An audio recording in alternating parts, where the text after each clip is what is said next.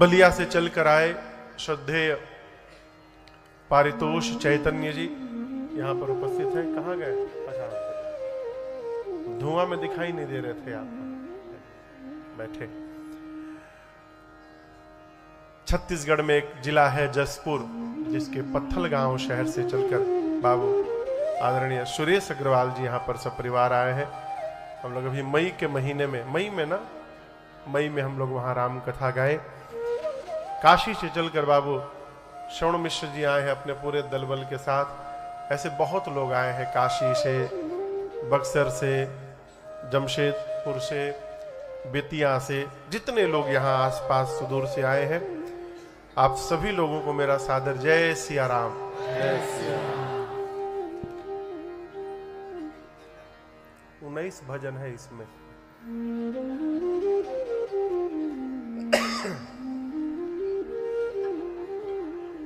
गाने के लिए दिया गया है।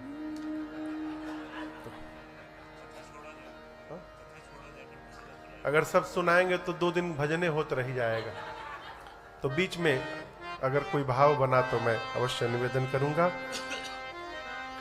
कल की कथा कहां विराम ली है, कुछ याद है?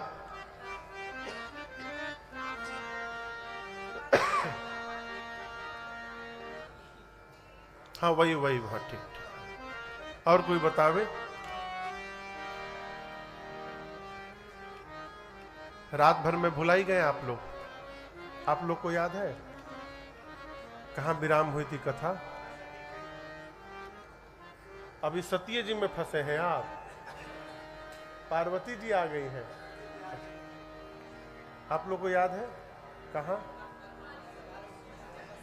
हाँ, वही।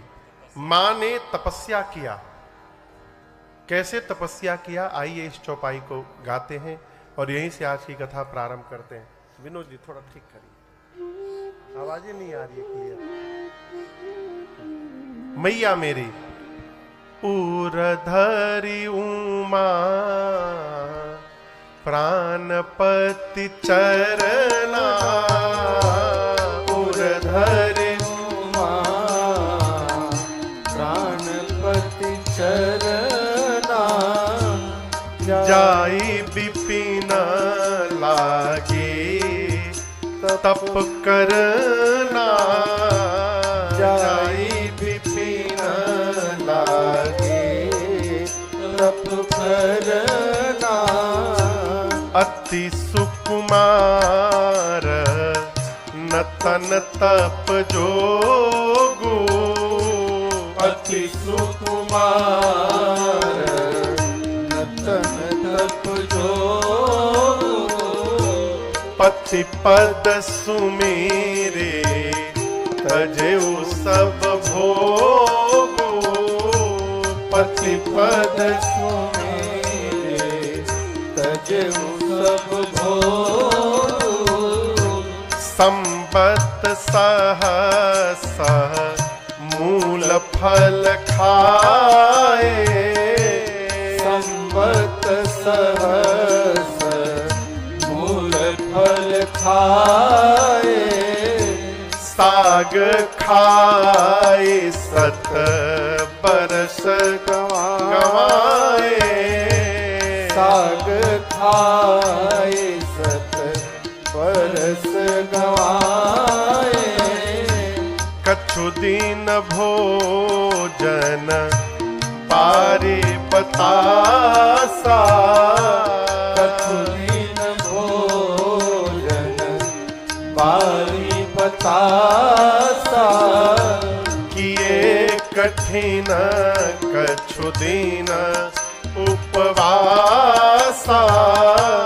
किए कठिन कछु दिन उपवासा, बिलपाती मही परई सुखाए, बिलपाती मही परई सुखाए, तीन सहस संवत सोई खाए, तीन सहस संवत सोई खाई तेन सहस संपत सोई खाई तेन सहस संपत सोई खाई। गोस्वामी जी कहते हैं उर धरी उमा प्राणपति चरना। भगवान शंकर के चरण को हृदय में धारण करके मां वन में जाकर जाई विपिन लागी तप करना। वन में जाकर मां तपस्या करने लगी। गोस्वामी जी कहते हैं अति सुकुमार। पार्वती जी सुकुमार नहीं है, क्या है? अति सुकुमार है। न तन तप जोगु, शरीर तपस्या करने योग्य नहीं है, परंतु पति पद सुमिरी तजेऊ सब भोगु। जीवन में असंभव बोलकर कुछ भी नहीं होता, इस बात को समझिएगा। Nothing is impossible here. यदि आपकी चेष्टा, आपका संकल्प दृढ़ है तो आप अपने सामर्थ्य से असंभव को भी संभव कर सकते हैं। और ये लक्ष्य, ये संकल्प दृढ़ कब होगा? जब हमको अपने जीवन का लक्ष्य पता होगा। टारगेट यदि निश्चित है तो आप कुछ भी प्राप्त कर सकते हैं। बाबू,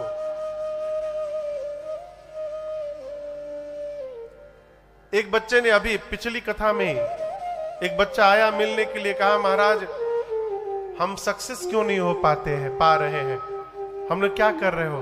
बोला हम ये भी कर रहे हैं, वो भी कर रहे हैं, ये भी कर रहे हैं, वैसे भी कर रहे हैं, पढ़ाई भी कहीं भी सक्सेस नहीं हो पा रहे। फिर मैंने कहा बुरा न मानना, कभी होगे भी नहीं।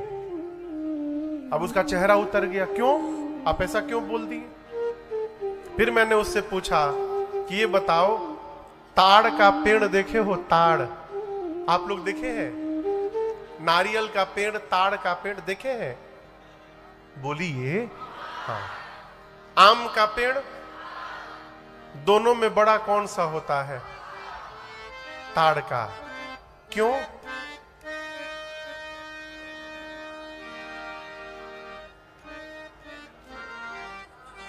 क्यों बड़ा होता है? क्योंकि उसमें शाखाएं नहीं होती हैं।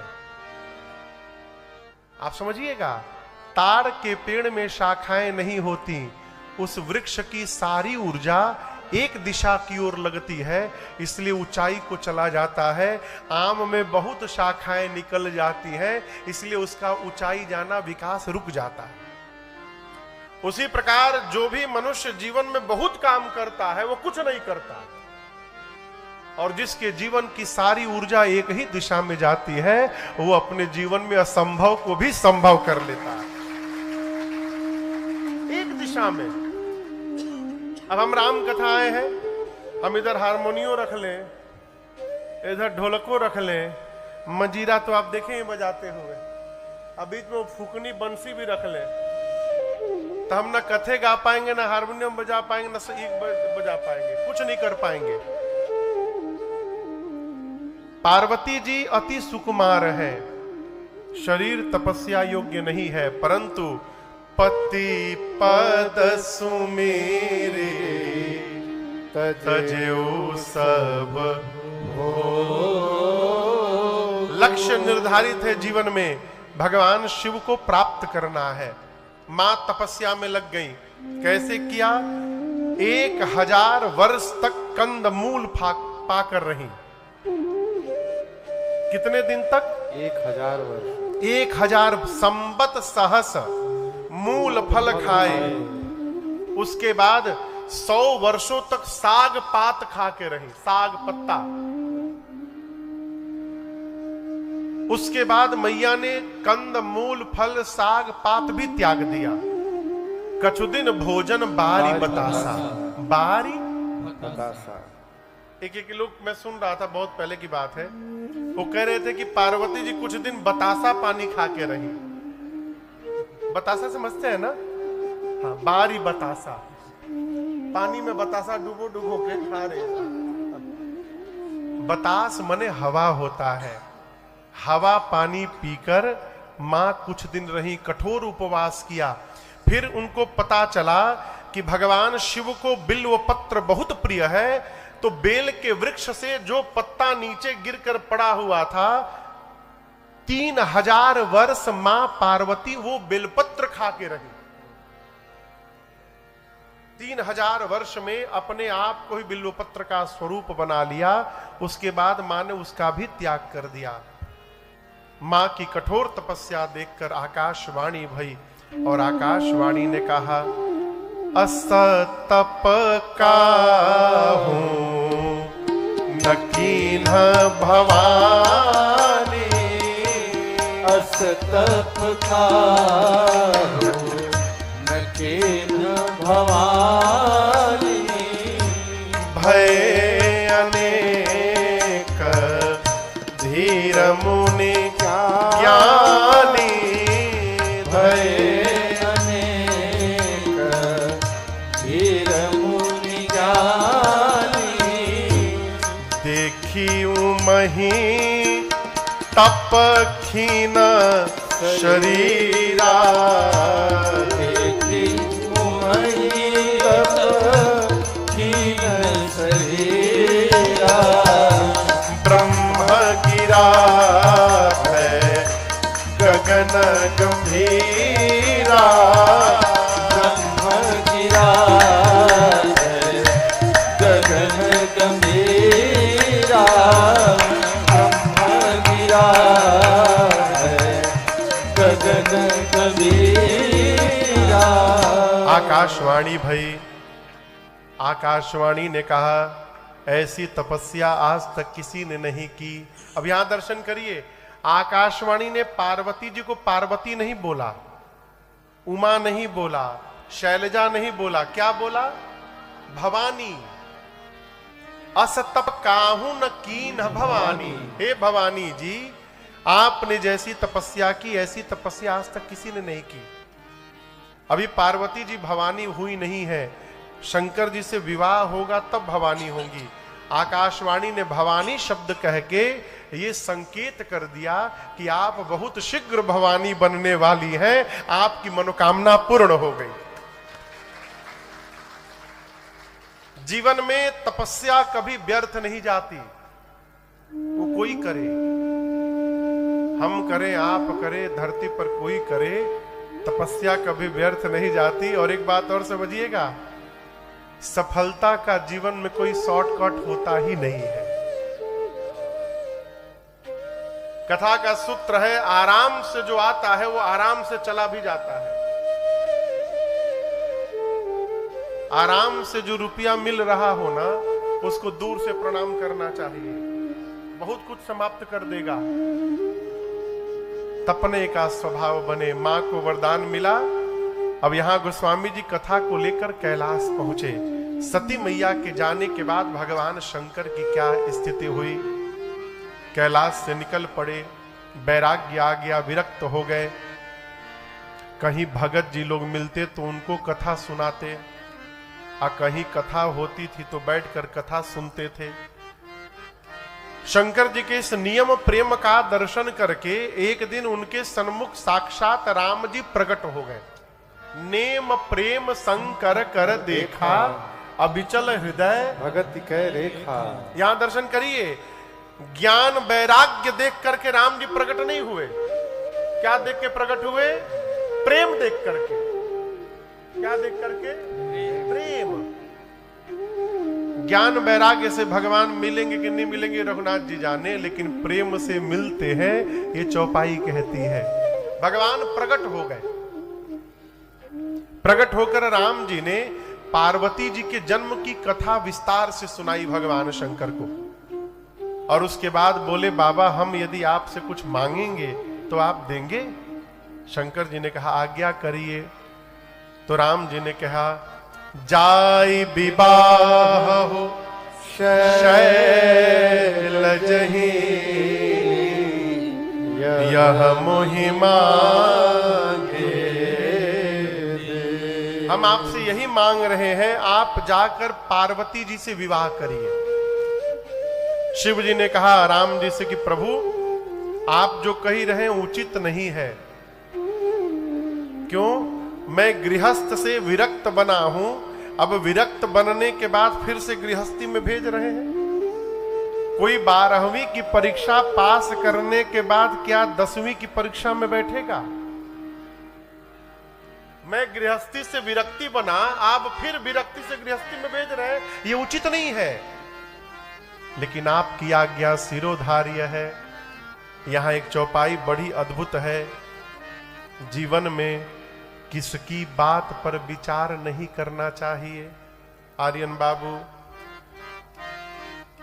माता पिता गुरु प्रभु के बानी बिनहि विचार करिय शुभ जानी। माता पिता सद्गुरु और स्वामी के वचन पर अपना दिमाग नहीं लगाना चाहिए।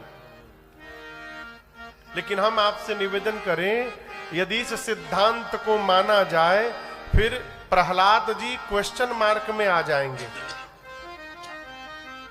सरकार आएंगे कि नहीं आएंगे, आप लोग बताइए। चौपाई कहती है कि माता पिता गुरु और स्वामी के वचन में अपना दिमाग नहीं लगाना चाहिए, उनकी आज्ञा का पालन करना चाहिए। तो फिर प्रहलाद जी को उनके पिता कहते थे मैं ही भगवान हूं, मुझे पूजो। प्रहलाद जी फंसेंगे कि नहीं फंसेंगे? अब ये चौपाई किस लिए है, दर्शन करिए। यदि आपके माता पिता धर्मशील हैं, उस स्थिति में माता पिता के वचन का पालन करना चाहिए। कई बच्चे हमको ऐसे भी मिलते हैं कि महाराज हम कथा सुनने आते हैं ना तो घरवा जाने पर पिटाई होती है। ऐसे भी माई बाप है। आपको क्या विडंबना मैं बताऊं समाज की, देखिए अभी हम लोग आनंद की कथा गाकर आ रहे हैं, यहां प्रेम की कथा गाने आए हैं। बाबू कथा कराए सिंगवेरपुर में आनंद पाणे, यहां कथा करा रहे प्रेमचंद कुमार और उनके मित्र मंडली। तो ये हम लोग प्रेम में डूब के कथा गा रहे हैं, कौन हर हर पटपट नहीं। इस तरह से कथा हम न्यूजीलैंड में गाते हैं। ऑकलैंड एक शहर है, वहां पर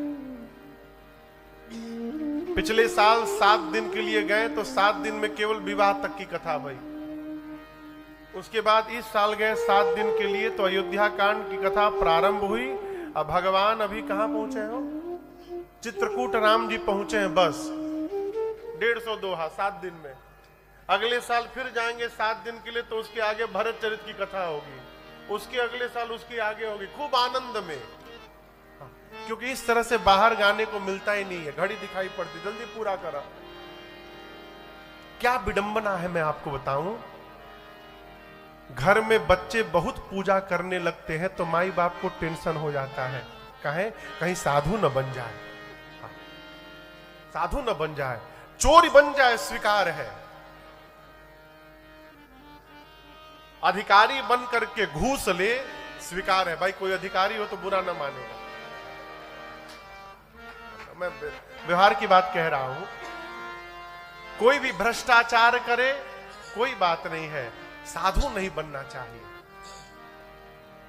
घर में जो बच्चा ढेला, ढेला समझते हैं, ढेला पत्थर, जब पत्थर चलाता है ना सब पर, दांत से काट लेता है, उडनता करता है, तो माता पिता कहते हैं मानी ना। विद्यालय में जाता है, सवेरे दोपहर में विद्यालय वाले उसको घर छोड़ने आते हैं।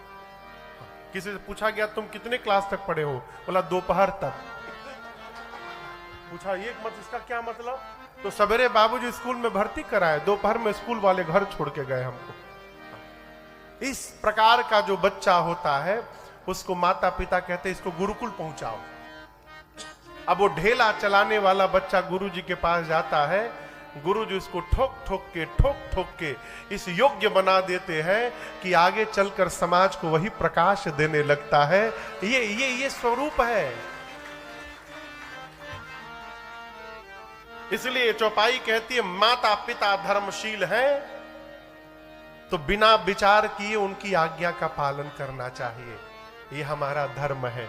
शंकर जी बोले प्रभु आप मेरे स्वामी हैं, आप जो कह रहे हैं पार्वती से विवाह करना वो उचित नहीं है, परंतु आज्ञा सिर पर नाथ तुम्हारे, आपकी आज्ञा मुझे सिरोधार्य है प्रभु।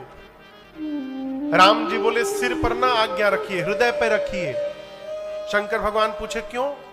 राम जी बोले वहां गंगा जी बही रही है, आज्ञा सिर पर रखिए, कहीं गंगा जी में आज्ञा ना बही जाए, हृदय में धारण करिए। ऐसा बोल करके अंतर ध्यान हो गए राम जी। शंकर भगवान ने सप्त ऋषियों को बुलाया और कहा जाइए पार्वती जी की निष्ठा का परीक्षण करके आइए। सप्त ऋषि पहुंचे पार्वती मैया के पास, मां तपस्या में है। मुनियों ने जाकर के पूछा पार्वती जी आप क्या कर रही हैं यहां पर? के ही अवर आधहु का तुम चहो, हम सन सत्य मरम किन कहो। आप हमसे सही सही बताइए आप किस लिए तपस्या कर रही हैं?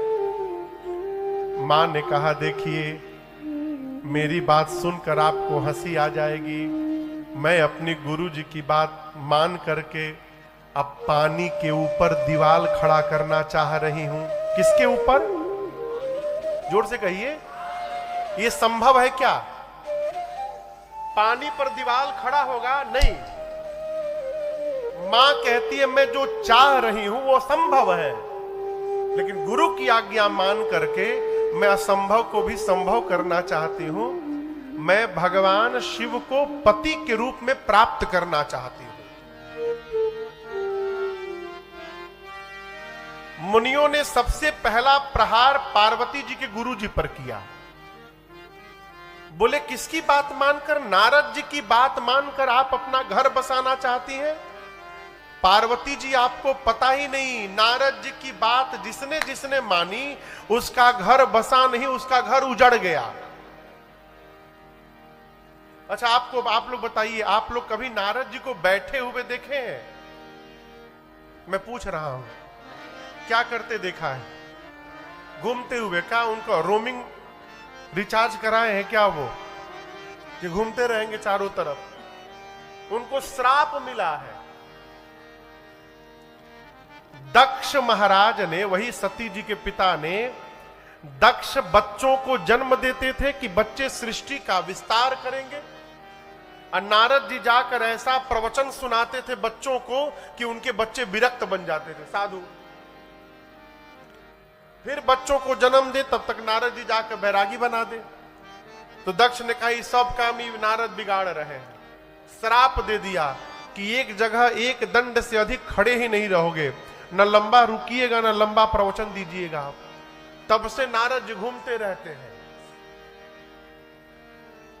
मुनियों ने कहा कि नारद की बात जिसने जिसने मानी उसका घर उजड़ गया, और नारद की बात मानकर आप घर बसाना चाहती हैं? इस पर भी पार्वती जी ने कुछ नहीं बोला, मौन रही। फिर उनके पिता पर प्रहार किया। अच्छा आप हिमालय की बेटी है ना, हिमालय जिस प्रकार जड़ बुद्धि है, जड़वत है, आपकी बुद्धि भी जड़ हो गई है। पिता की निंदा की, उसके बाद भी मां ने कुछ नहीं बोला। अब मुनि लोग कहे भगवान शंकर की ही निंदा करो। मुनियों ने कहा आप शंकर जी के बारे में कुछ जानती हैं? उनकी पहली पत्नी सती थी, उनके पिता घर में भिजवा करके और अग्नि में जलवा दिया। भीख मांग के आप दर्शन करिए, पढ़िए, जितने राक्षस तपस्या किए पहला वरदान का मांगे, हम मरे नहीं। कौनो ऐसा नहीं हुआ जो नहीं मरा, सब मरे। ताड़कासुर वरदान मांगा मैं मरूं नहीं, ब्रह्मा जी बोले नहीं नहीं दूसरा मांगो, मरना तो पड़ेगा। अब दिमाग लगाने लगा क्या मांग लूं कि ना मरना पड़े। तो बहुत सोचा, शंकर भगवान की पत्नी नहीं है, सती जी जल चुकी हैं, अशंकर जी समाधि में चले गए हैं। पता चला है पिछली बार गए थे तो 87,000 वर्ष बाद लौटे थे। हो सकता है इस बार अपना रिकॉर्ड तोड़ के लौटे और अधिक दिन बाद लौटे। आ भी गए यदि समाधि से तो पत्नी नहीं है तो बेटा कहां से होगा। तो दिमाग लगाकर वरदान क्या मांगा, भगवान शिव के तेज से जो संतान जन्म ले वही मुझे मारे। शिव के बेटे से नहीं कहा, तेज से। केवल बेटा कहता तो भगवान शंकर संकल्प से पुत्र कर जन्म करा देते। शिव के तेज से जो संतान जन्म ले उसी के हाथों में मरूं। ब्रह्मा जी बोले तथास्तु। वरदान पाकर पहला अटैक देवताओं पर। देवता त्रस्त हो गए, पहुंचे ब्रह्मा जी के पास इंद्र सबको लेकर। इंद्र ने पूछा ये मरेगा कैसे, मर ही नहीं रहा है। ब्रह्मा जी बोले ऐसे नहीं मरेगा। फिर पूछे कैसे मरेगा, तो इसने ऐसा ऐसा वरदान मांगा है मेरे से। इंद्र बोले फिर तो मर भया। ब्रह्मा जी बोले पक्का मरेगा, कन्या तैयार है विवाह के लिए, आप लोग केवल दूल्हे को समाधि से बाहर निकाल दीजिए। इंद्र ने कहा ब्रह्मा जी तारकासुर तो बाद में मारेगा, जो उनको समाधि से जगाने जाएगा वो पहले उसी को मार डालेंगे। तब ब्रह्मा जी ने कहा आप लोग न जाइए, कामदेव को बुलाइए। कामदेव को बुलाया गया, आवाहन हुआ। वो पहले देव नहीं थे, केवल काम थे। काम आए, उनका आवाहन हुआ, आए, पूरी बात बताई गई। काम ने विचार किया मन में कि जीवन में शिव का विरोध करना यानी मृत्यु को निमंत्रण देने के बराबर है। परंतु यदि देवहित में प्राण भी चला जाए तो उस जीव की संत सतत प्रशंसा करते रहते हैं। ऐसा जान करके कामदेव चले। ब्रह्मलोक से कैलाश जाने में 48 मिनट का समय लगा। कितने देर? और आपको बताऊं इस 48 मिनट में धरी न काहू धीर, सब कर मन सिज हरे। मन सिज मने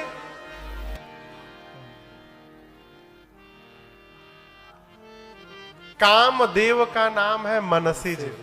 किसका नाम है? पूरी सृष्टि के मन को कामदेव ने आकर्षित कर लिया।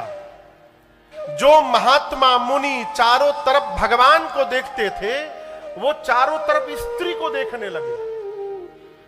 पूरी प्रकृति काम के वशीभूत हो गई 48 मिनट में।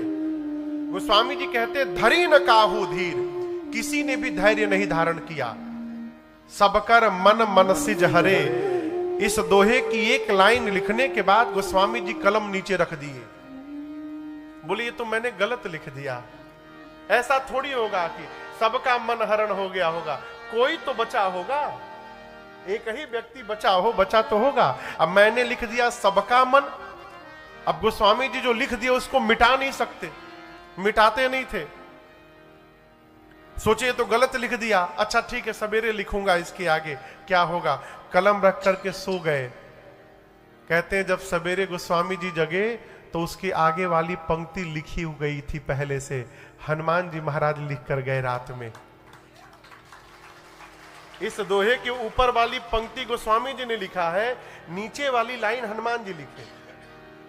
गोस्वामी जी लिखे धरी न काहू धीर, किसी ने धैर्य धारण नहीं किया।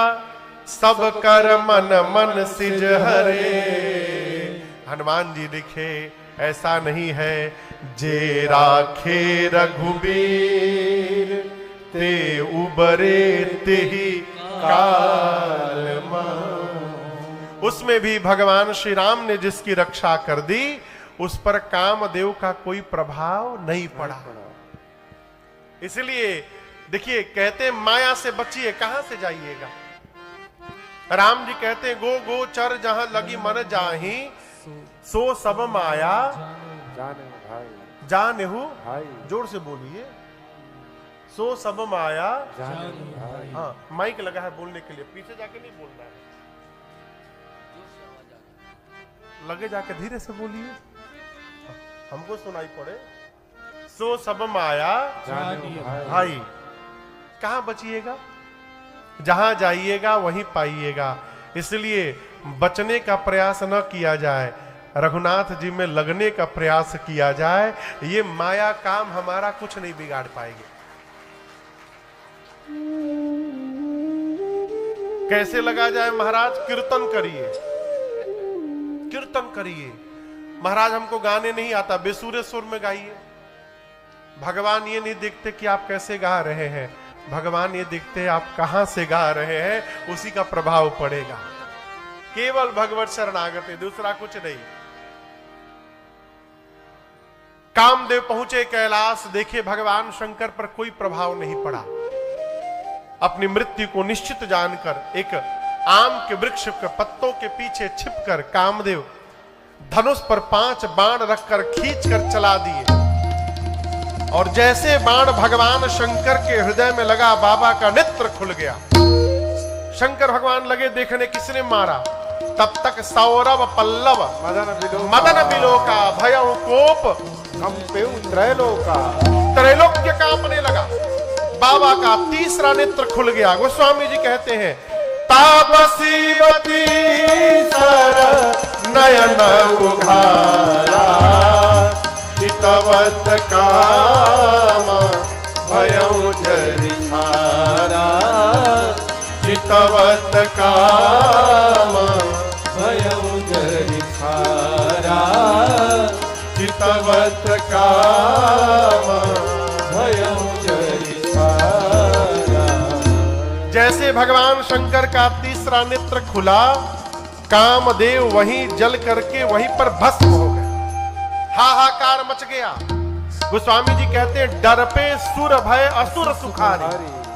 देवता डर गए, निशाचर नाचने लगे। अब काम ही भस्म हो गया तो बेटा कहां से होगा? कामदेव की पत्नी रति रोते रोते भगवान शिव के पास आई, आकर पूछा कि आपने मेरे पति को क्यों मारा? किसने पूछा? रति ने पूछा, आपने मेरे पति को क्यों मार दिया? मेरे पति आपका भला करने